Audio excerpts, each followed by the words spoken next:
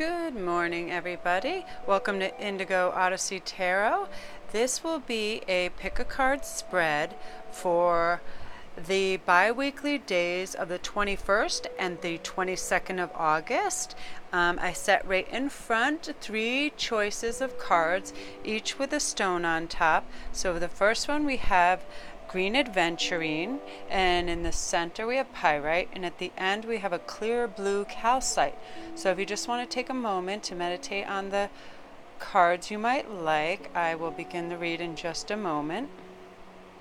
I'm trying some new setups this week as well. I'm doing a mounted camera instead of my handheld thing, just for a little more stability, and I also have a microphone now, so the sound should be quite a bit better.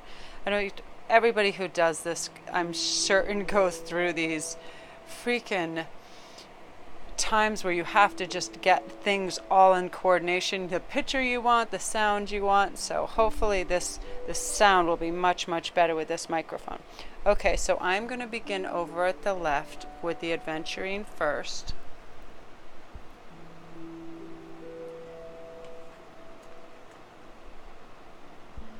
And our first card is the High Priestess. I love this card because this is super powerful major arcana. I mean, the High Priestess, of course, is powerful, mystical. They're a wise, compelling individual, while being serious, kind, and compassionate. They also are quite serious and together.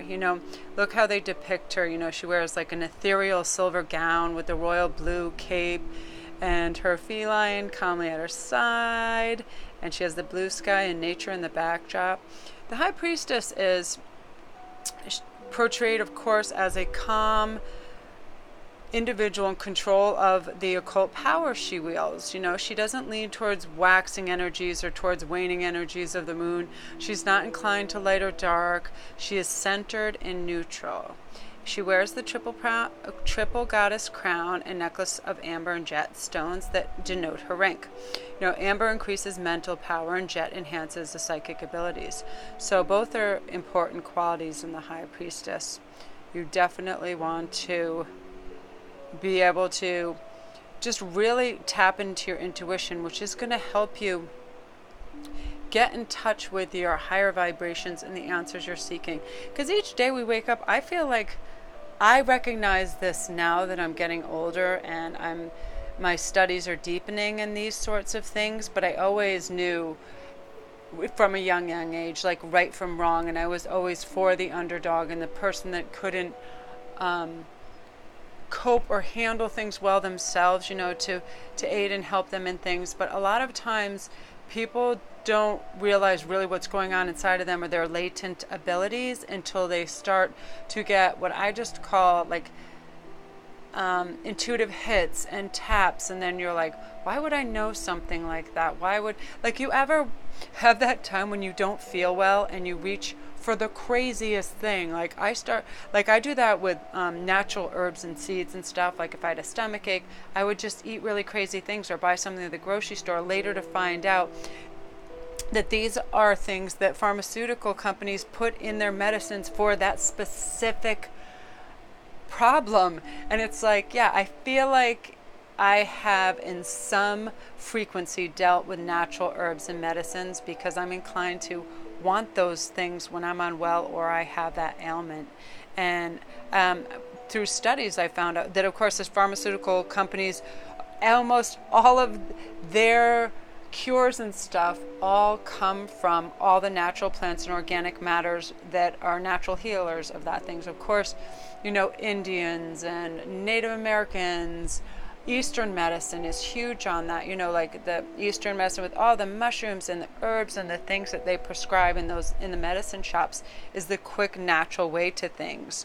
So yeah, really listen to what your insides are telling you, because they operate with lots of times without the ego, before the ego gets involved, and self-doubt and any of that thing, and they are directing you to the right path. Her her keywords, of course, being the High Priestess, are neutrality, initiation, wisdom, inner knowledge, lunar energy and magic, feminine mysteries of the craft.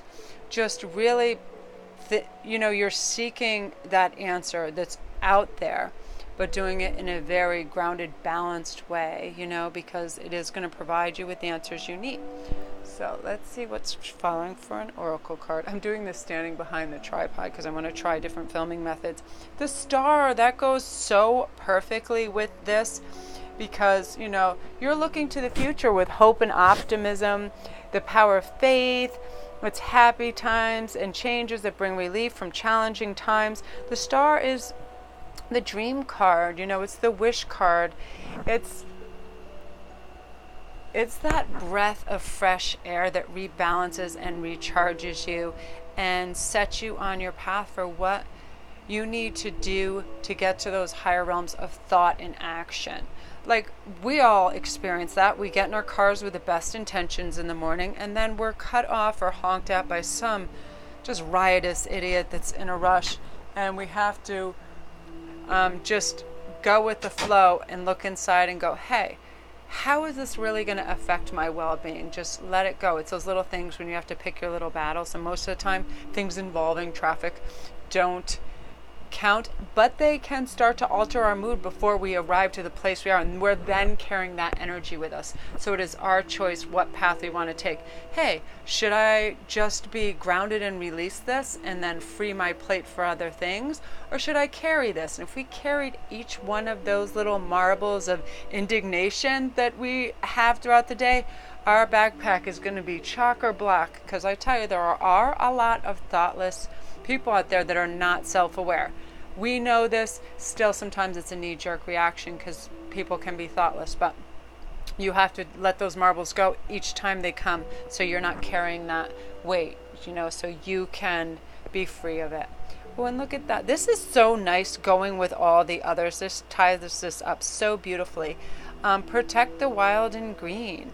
And I was just thinking of this too because it's obscenely beautiful right now. It's almost like fall weather and sunny outside. But I have some things to do. And all of a sudden I was like just picturing myself out in the nature center down the road that is so beautiful. And like most people, I feel like once you take off your shoes and you start walking just in the grass, on the sand, wherever, you're connecting with that earth energy that is so peaceful, grounding. It slows the heart rate. It clears the mind. It is an all-around refresher, and we need that because sometimes we get, at our computers, at our places of work, and we lose sight of that, and we can get into, I just call it the techno grid. We're not even all really in nature or connected anymore. So, go sit under that tree. When I would go on my breaks at work, at my last job, I would run out and sit directly on the earth under a tree, and I would immediately feel better. So that's about you protecting your wild and green nature as well as nature around you. So if you chose adventuring, that's funny, that being the green stone, that's your reading. So for a quick recap, you got the star, your wish card, protect the wild and green, and the high priestess. So that is super awesome if you chose that. Now we're going on to the pyrite. And this is, the Knight of Pentacles. And Pentacles is, of course, coins and money. But the Knight of Pentacles, I love the visual of this because he's like patiently sitting on a black horse with his visor up. He's carefully surveying the countryside. He seems friendly and a little mysterious. He's got his pentacle close to his chest.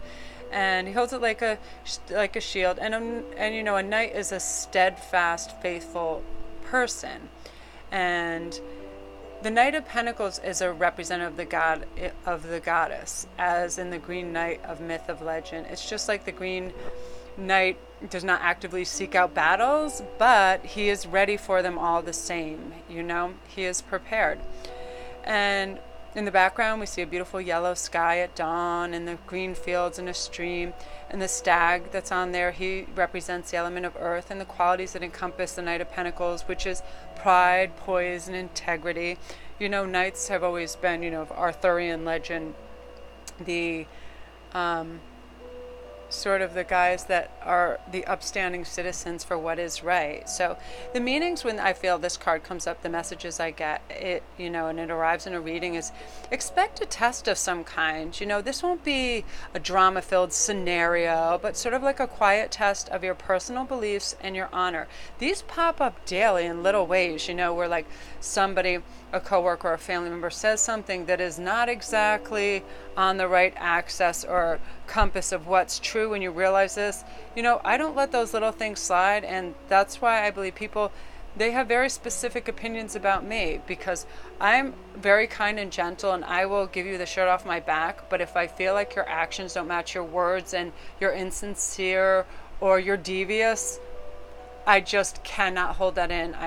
You know, I think ever since I had my kids and stuff, and I realized, you know, you have to represent to them what is truthful and what is good. So if you stand up for yourself and them, they realize, because a lot of people are so people pleasing in this world, and that's exhausting on so many levels for everybody, because nobody gets a true read of what's going on. So just be true to your principles and morals, and you know, that keeps you steadfast, and it keeps you solid, and there's no emotional inner turmoil when you're just being honest and true all the time. You know what I mean? And then you don't have to remember anything because you haven't lied to anybody.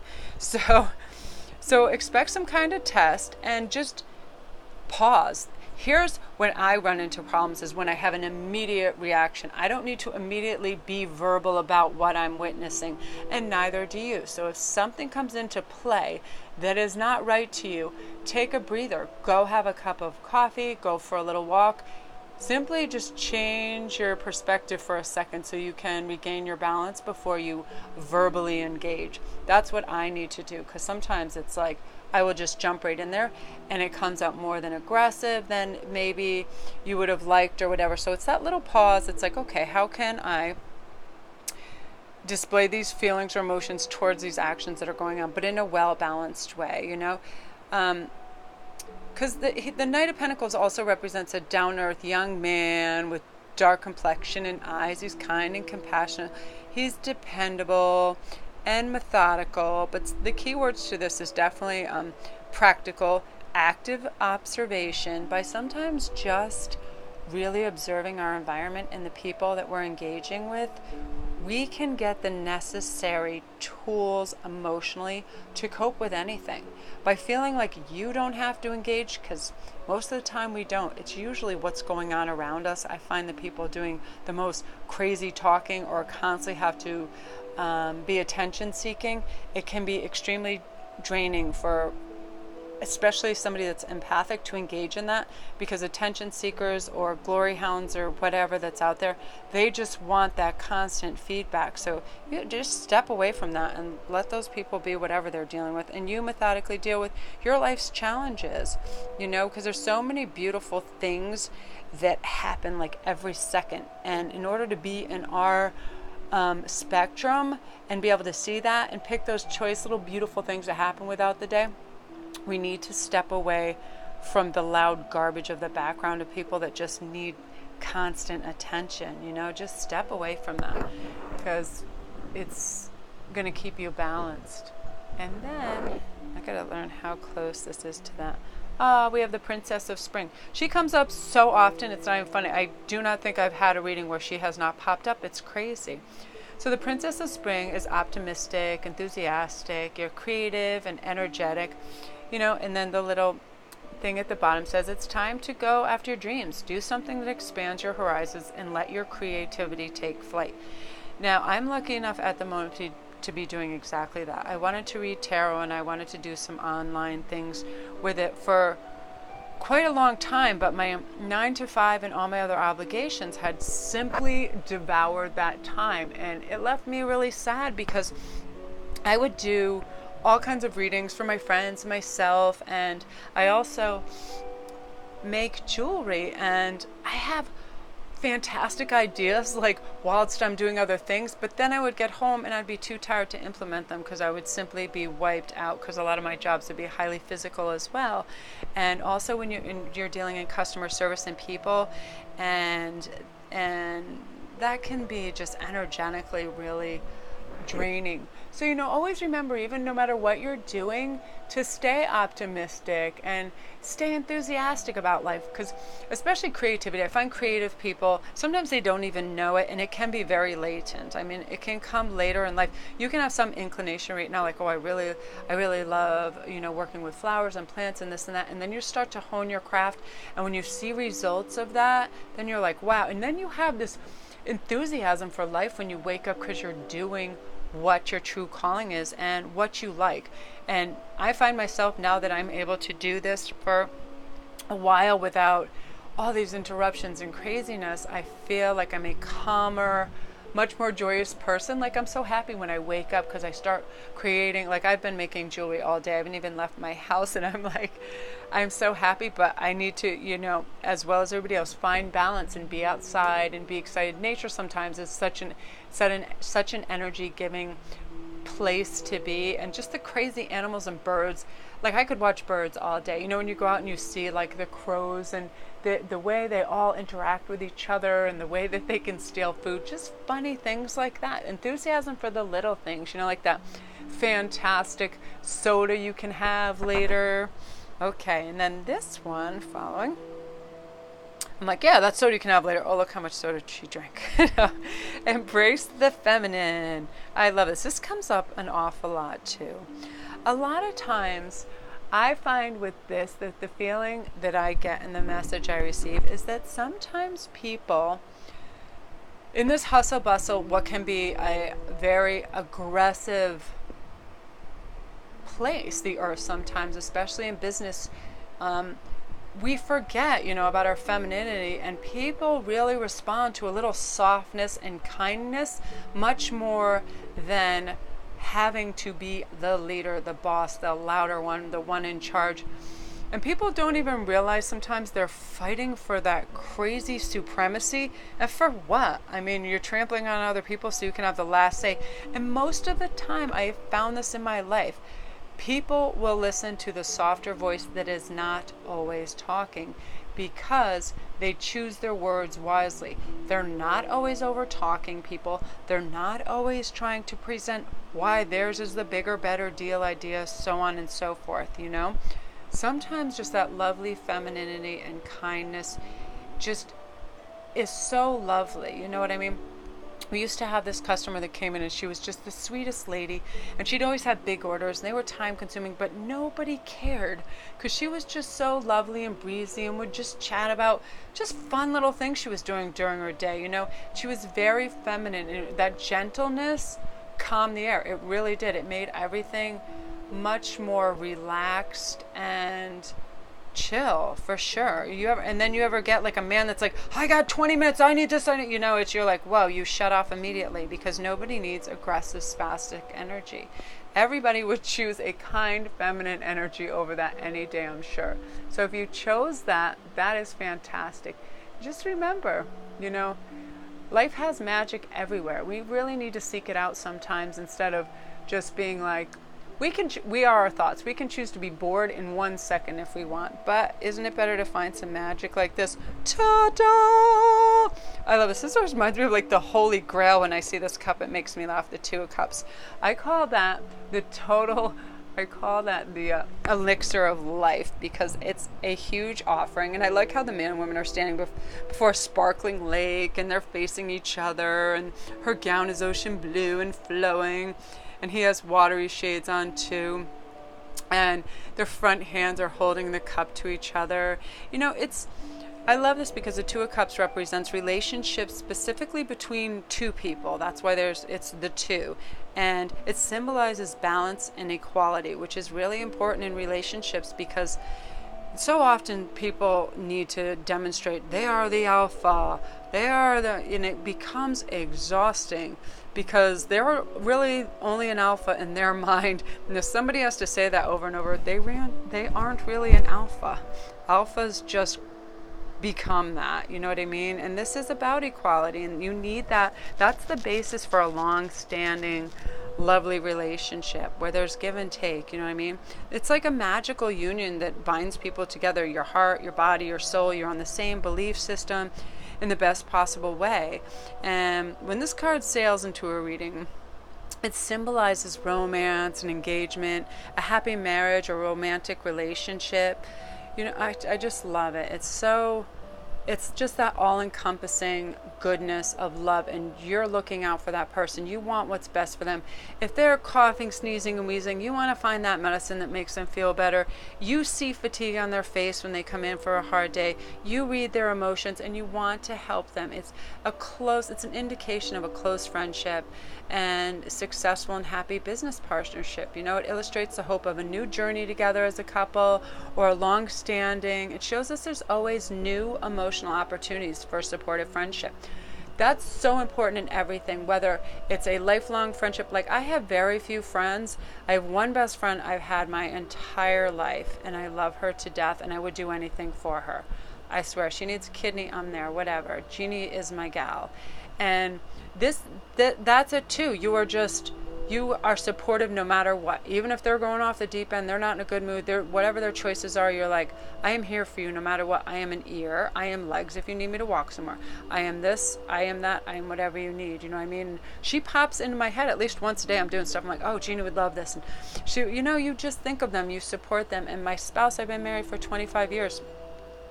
And we're very different, but we complement each other because of those differences. You know what I mean? And he's very humorous, which I am very attracted to, because that makes that just, you know, people, life is so ridiculous on a ridiculous scale of crazy times 5,000. You know, it's like that old saying that drunk people are 10,000 times less entertaining than they think they are. You know what I mean? Like, you're like, he's so smart and sound and logical, and he's English, and he'll just come out with something that's so dry and witty, and it's like, I love that, because he really has some trying situations at work, just whom he works with, his company owns, and their deadlines, their things like that. But you know, he comes home and he's still like, hey, what's going on? And he's like all into this enterprise now that I'm doing as well, because he's into good visualizations and good sound, and so he's still always helping with this, even though he has these crazy things to do himself. I just have to step over here quickly and get a drink because I'm so thirsty. Okay, so yeah, that is a lovely card to have. You know, that is a partnership of equality and true love. So that is dreamy. I love this blue chalcedony. I mean, this blue calcite. Isn't it cool? It just looks like molten lava just became that. Oh, and then we have the Five of Spring. I love the rich pigmentation in these cards. They're amazing. So the Five of Spring is opposing goals arising from differing opinions, feelings at odds with yourself or others, overly ambitious people. Now, this is what I get a feeling when I get this card, and this happens to quite a lot of people, and it's almost impossible to not have this be a actual occurrence on a daily basis. If you have to work, if you have to get in your car, if you have to deal with relatives, if you have children, you know, people are ambitious to their own ends. They don't even necessarily know they're doing it. There is a very high number of people that are not self-aware yet. If teenagers are so pulled in so many directions to be so many things and want to appear away and are different and appear differently to other people, that sort of thing, and their energies are pulling them. So they're ambitious for things sometimes they don't even know do not serve their better purpose, yet they feel compelled to do this, you know, purchase these pricey items to try to appear a certain way. Sometimes dressing like so scary, I don't even know what planet they're from, like Britney Spears circa 2014 or whatever, you know, just losing it all over the place. And I am not a fan of any of this crazed, over-sexualized teenage outfits and stuff, but people all go through these phases, and sometimes when you see it, they're just, and I don't really know what they're ambitious for, sometimes attention, but this is also, this 5 is a number of conflict in the tarot. So it just is, you know, there will be opposing goals. You know, people will want to be doing one thing. Sometimes I find you can quietly navigate things back in your direction, and you don't have to go with any damn flow. If you have a plan, if you have a point of direction you need to do, something you want to accomplish, you don't have to be extra verbal about it to anything. I've reached a stage where I no longer need to explain myself, my goals, and my direction. I got this. It's only out to help people in my family and in my particular lane. So if you care to come in my lane, don't try to drive me out of it, because I'm just going to accelerate and I'll see you in the dust. You know what I'm saying? Be solid in who you are. You don't have to over verbalize. Just be like, no, this is on my grid. I need to accomplish this, but thank you very much. Just let it be known you're not participating in any of this garbage, because ain't nobody got time for that. And this is perfect to follow that up. Stay strong. Look at that dragon. I am so attracted to dragons. I'm like started to collect them. So stay strong. That's your number one goal. And I found more peace in my life by saying no and creating space for myself to do what I need to do to be a solid, strong, spiritual, well-connected, well-honed individual. Because I used to be not so much people pleasing, but I wanted to be involved in everything. Not almost that, what do they call it? That FOMO, fear of missing out thing. Like somebody was going there, so I got to go there. I got to go see this. And when you're accelerating at that pace, or you feel like you have to go do these things just to experience them, why are you doing that? What is your motivation? I ask myself now. Is it so I don't Instagram or do any of that kind of crap. I do like to post fun stuff on Facebook, but I'm not experiencing something so I can then put it out on social media, which this new generation, sometimes they're almost taught to do that. It's almost like it's not real unless it's documented. But be strong.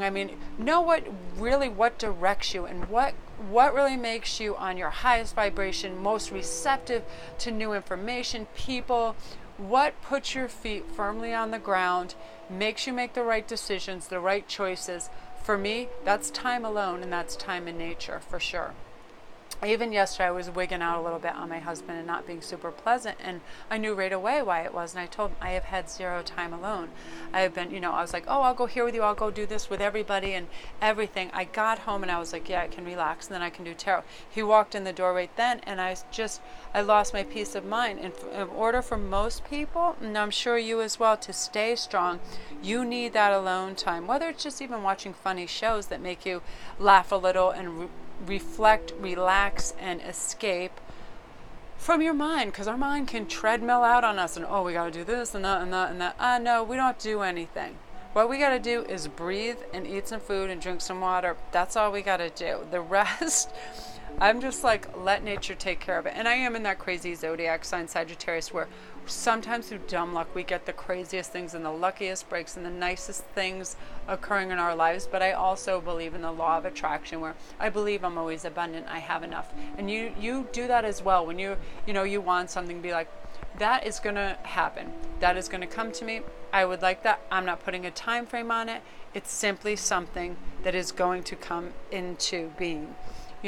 Everything needs breathing space. So you just gotta, in time, all is well, And I find a good way to escape that rat race of thinking you need material things is to stay out of places that sell stuff. Stay out of malls, stay out of those stores. Sometimes it's nice to just browse at things. Like I can go in a gem store and just touch everything and leave and not feel like I have to have that. But other times it's hard for people. So yeah, just remember in that to just stay strong, have the courage of your convictions, especially if this Five of Springs, that card of conflict, comes into play. Just be like, no, not playing with you today, because I'm waiting for my silver chalice so I can relax and all. Thank you. I'm good. Well, I wanted to thank you. Time is creeping up steadily, so I wanted to thank you so much for tuning in. This is still a new endeavor. I'm only in my second week of doing this on film, so I hope to hone this craft to a really nice thing. And my husband set up a thing where I can actually be on camera with the cards in like the full spectrum, so that'll be really fun. And again, remember to like and subscribe, because I guess I still am learning the semantics of this. I guess it moves you up, and it just sort of, it propels it into a bigger realm, like begets like. And I would really like to be able to continue to do this, because it's so fun. And I feel sometimes why I started listening to these on YouTube was just the nice messages that were saying, that spoke to my heart about just listening to your higher powers, listening to your spiritual self, the guidance, knowing other people go through the same things, that we are all connected, and we really are. So always reach out and plug into something that's going to make you feel like the valuable person you are. My number one thing that I want to say to anyone, anywhere, and my children and everybody is, you are valued. Remember to value yourself. It teaches other people to value you. Okay, so thanks again, and I'll talk soon. Bye.